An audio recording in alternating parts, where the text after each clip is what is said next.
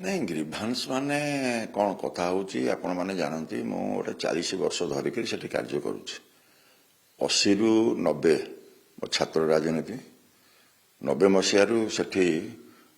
communist party प्रथम मु zonal secretary होकर कार्यक्रम करी 95 मसीह बाईधर मल्लिक की प्रार्थी करी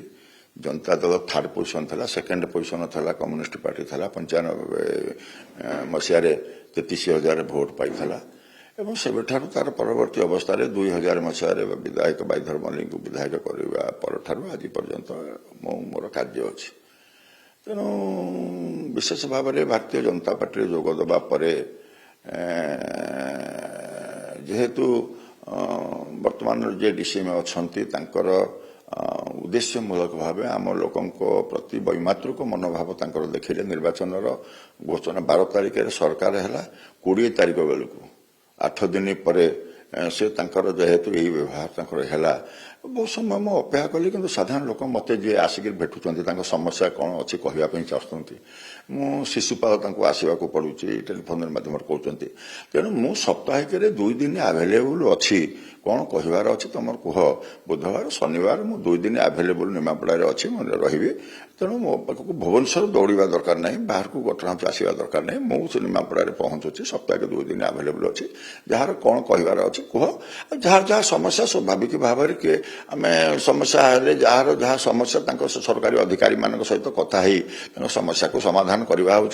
मूल कथा ये कथा आज नुह ये कथा चिराचरित क्रमागत भाव में घटना हूँ मोर जारी थाए किंतु एबे निर्दिष्ट भाव में 2 दिन मु आभेलेबुल अच्छी बोली मु कहिछि बुधवार एवं शनिवार अरे जे मु जते बेले बसुची लोकंकर समस्या आनिक किए मो पाखक आसूची क्या विभिन्न प्रकार समस्या स्वाभाविक प्रक्रिया सरकारी अधिकारी मान सहित मो कथा होची जे यांकर ए कथाटा अच्छी मैंने बारंबार दौड़ुंट कहीं दौड़ुंट ये कथाटा को हवा दरकार तेणु जो जार विभिन्न ऑफिस जो जार कथा अच्छी मेडिकल कहार घटना होती गोटे पेसेंट पड़ी मुझे घटना प्राइवेट हस्पिटाल सरकारी हस्पिटाल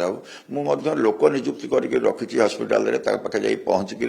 ठिया हाँपाई कटक हस्पिटाल लोक निजुक्त होती भुवनेश्वर में घटना लोक निजुक्त होती एम्स को जावा एठिकी जावा तेणु कहार गोटे मेडिकल कौन समस्या अच्छी से जब घटना आसिक पहुंचुची तेणु पाखे तेणु किए मो पाखे जी पहुंच मत विश्वास भरोसा करी मो पाखे पहुंच समस्या कौन समस्या तार अच्छी समाधान करने मोर प्रयास चेष्टा करी ये हूँ मोर आज नुहे ये मोर दीर्घ 35-40 वर्षर कार्य तेणु से कार्य आज जारी अच्छी निश्चित भाव में होनी बोली तो आसुँच मो पाक ना मो पाक कहीं आसता मोर घटना हूँ सरकार जो ग्रीभांस हूँ अलडमार्ग जार हो मो पाखक जी आसुँच मुझे क्या घर डाकिक आनिक आसुनी कौन ना कौन जो मो पाखे आसिक लोक जी पहुँचुं तार समस्याटा को लेकिन गोटे साधारण कार्य करुवा मनीषटे पब्लिक फिल्ड कार्य करुवा मनीषटे मु निश्चित ता कथा शुणिबी एवं मो द्वारा जहाँ पाखे संभव कथा पदक सांत्वना देवा सहित कौन कर कौ सरकारी कार्यालय कामटा अटकिक रही कहीं अटकिक रही तेणु ये संपर्क स्वाभाविक भाव में बुझा कथा कौन करवा कथा मु तो आगुरी सीधा सड़क ऑफिस को जाकर कार्य करी एवं तो मुझे फोन रे जो कार्य नहब जदि सरकारी अधिकारी माने फोन न उठाती